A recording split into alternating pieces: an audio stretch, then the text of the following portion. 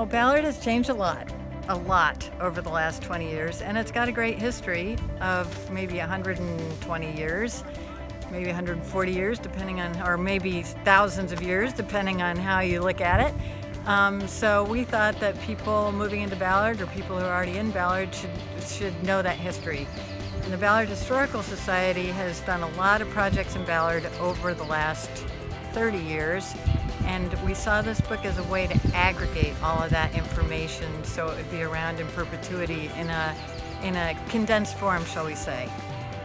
It's sort of a guide to Ballard, guide to historic Ballard. And it's called Preserving Ballard because there are a lot of really cool things that have happened here over time and we want people to know about them.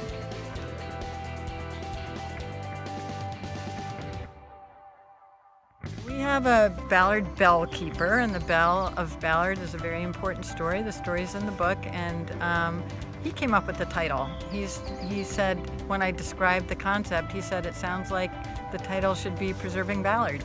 So it's J. Craig's title. And where we're standing right now is the former railroad station of Ballard that almost nobody knows about. We haven't had a railroad stop on the railroad for decades and decades and decades, but there used to be a train stop here, and I wish there still was, personally. It would be great to be able to jump on the train.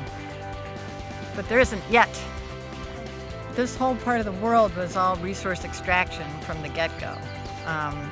The people came out west for mining, and they came out west for logging. And this was a great place for timber.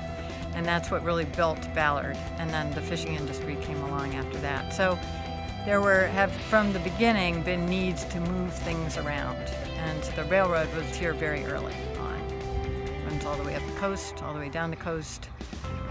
It's got its own long history, but where we're standing right now is very near the Basque-Hill Bridge, which is at the Ballard Locks. And the locks are a very significant feature of Ballard, but the trains needed a way to keep going as the ships went in the other, perpendicularly, so the infrastructure all came together about 100 years ago when they built the locks.